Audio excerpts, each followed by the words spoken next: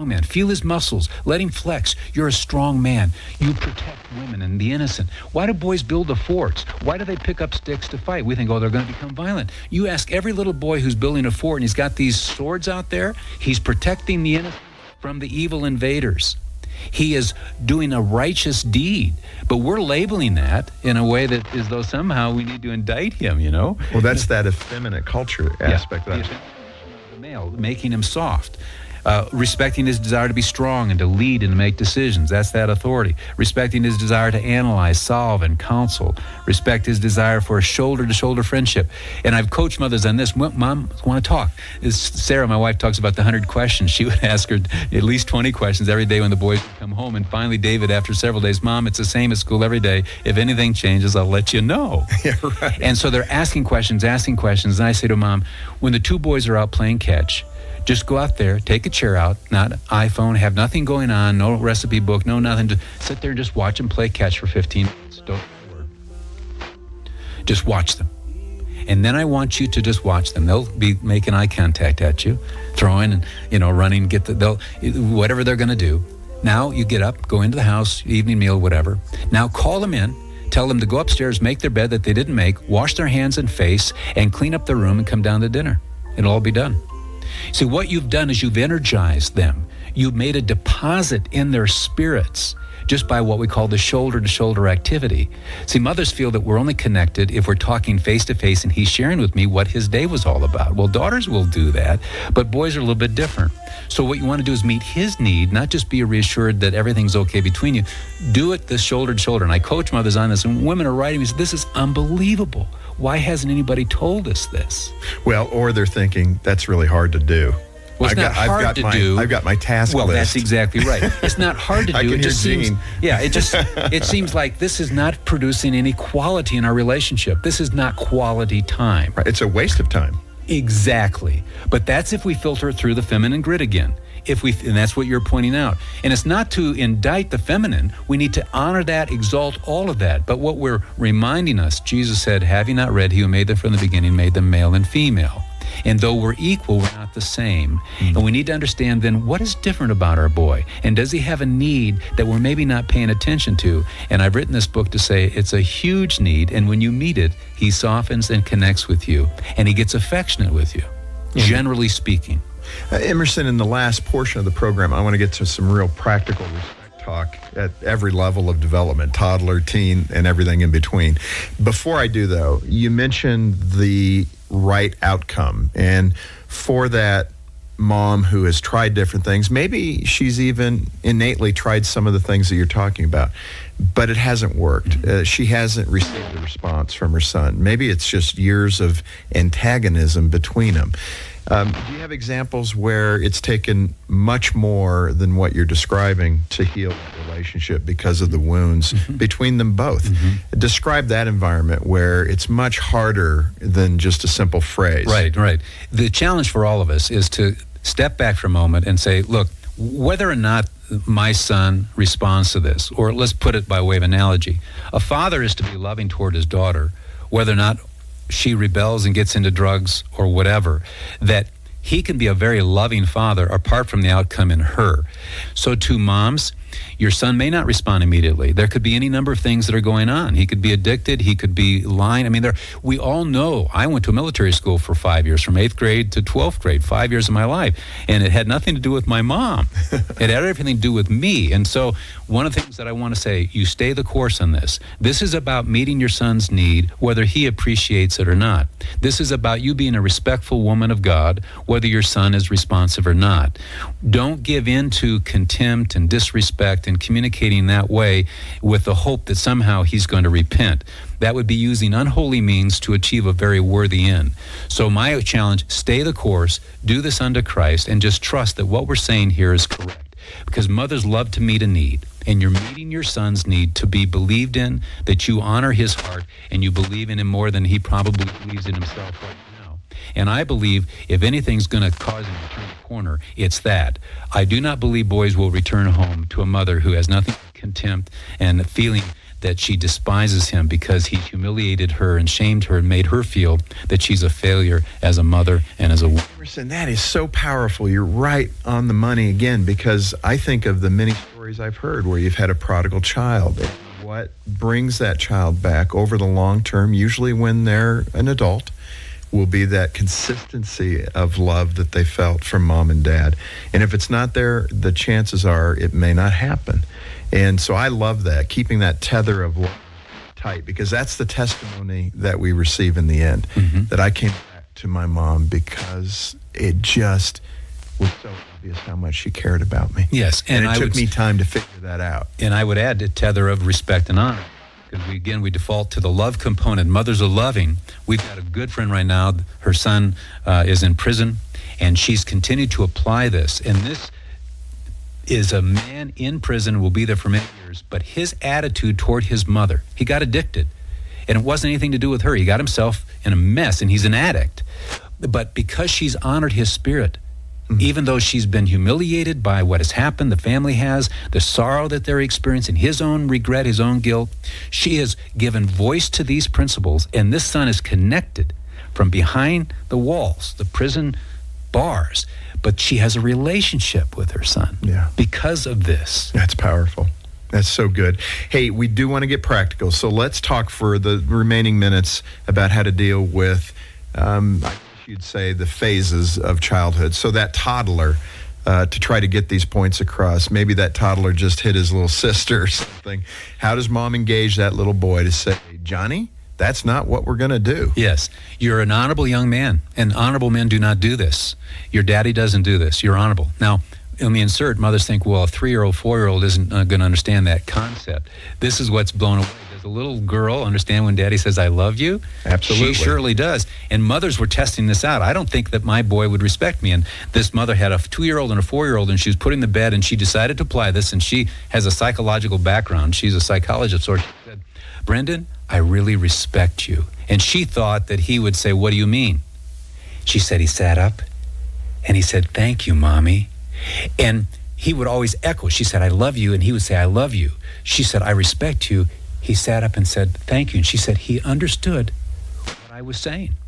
Now, it's still an abstract concept, so I'm not going to debate that always. But if she uses the language with that toddler, it's not honorable. It's not honorable to hit your sister. Just keep on that message. That is good. Let's move it to grade school. Maybe it's getting a little more serious now. The chores aren't being done. You haven't experienced this, have you, Never John? in my life. We've never experienced this. For the 1,000th time, can you take that trash out and put it in the garage, big can? Right. I mean, that's my mantra. Right. Oh, yeah, Dad, we'll do it. Then an hour later, why is the trash still here? Yes. Talk to that mom Yes. who's struggling with chores. Yes. Well, first of all, there will be no perfect children. There was only one perfect child. And so, you didn't have that perfect child. So we've got to allow for some degree of independence.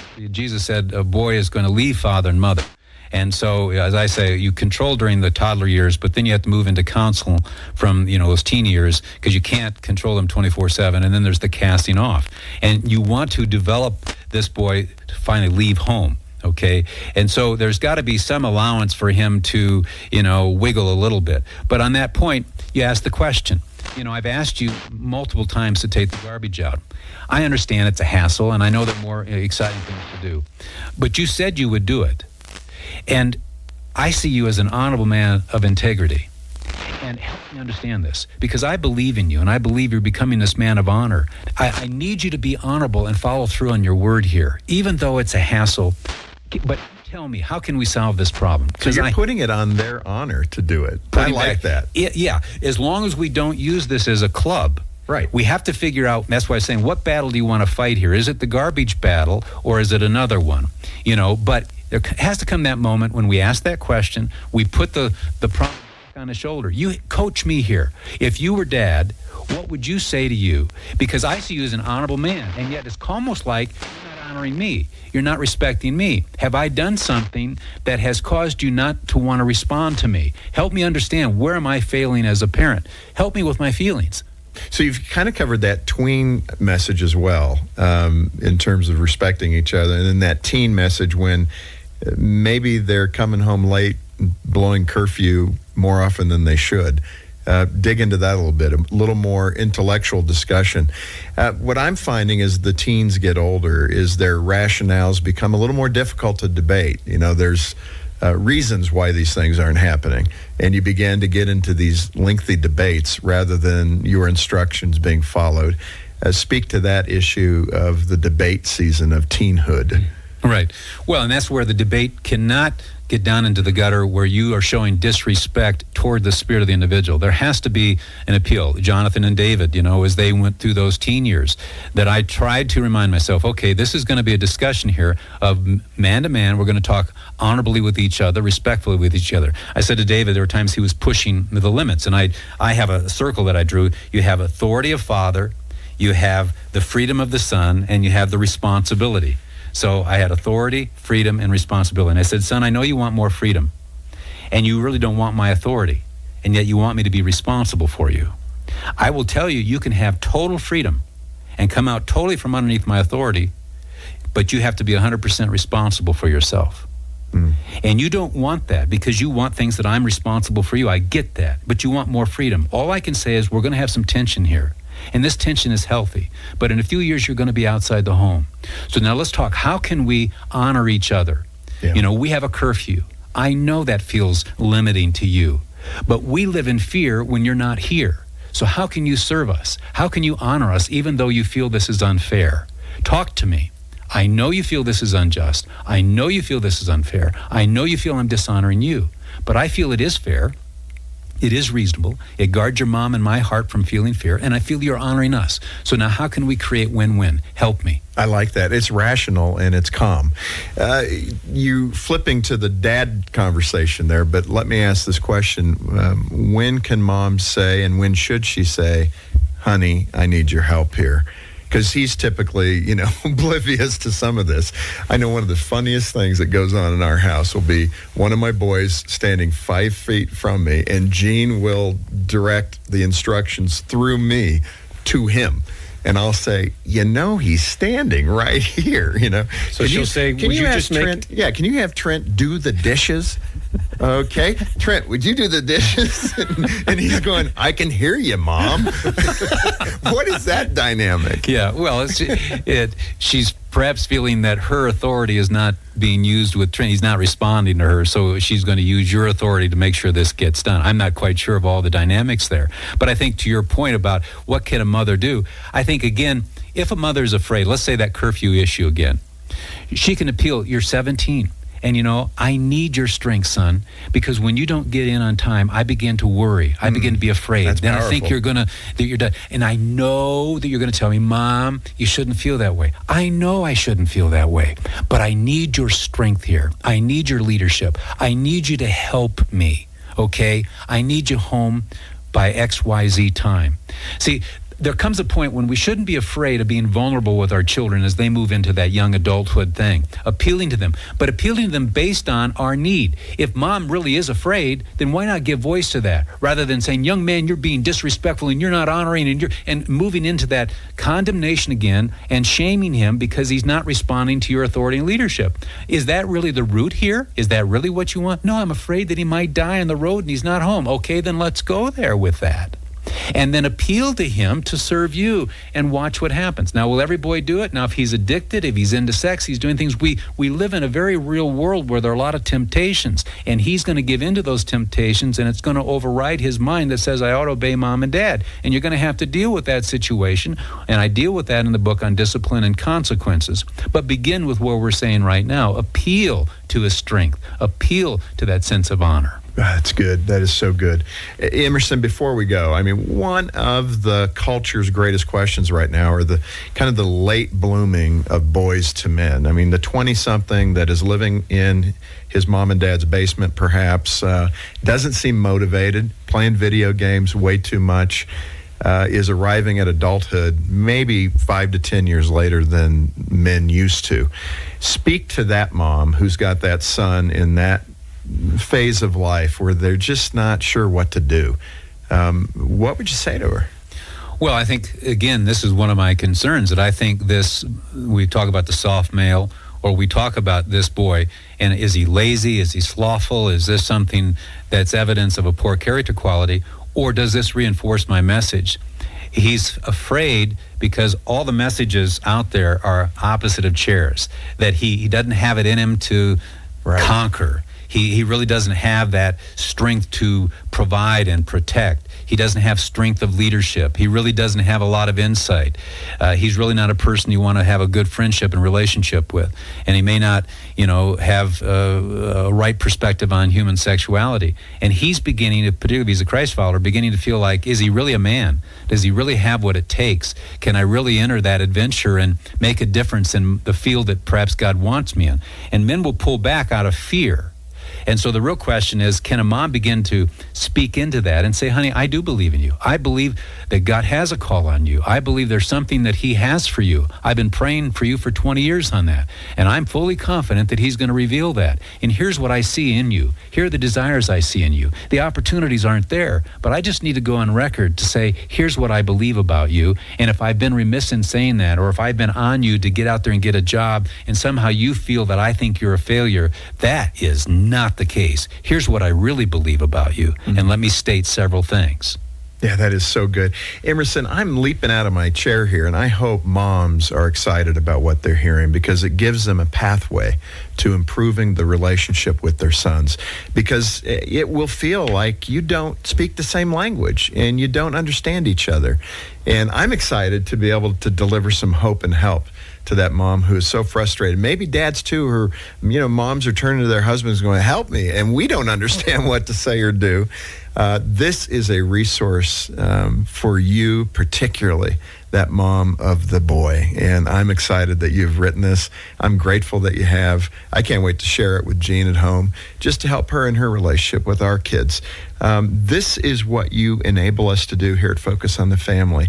I know that hundreds, if not thousands, of moms are going to contact us, and we want you to, because we're in your corner. We want to put this resource in your hand so that you can do the best possible job of parenting that young boy as you can. What a great conversation with Dr. Emerson Eggerichs. He's been our guest the past couple of broadcasts here on Focus on the Family, and I'll encourage you to donate to the ministry and request your book from us. The book is called Mother and Son, The Respect Effect. And let's do this, John. For a gift of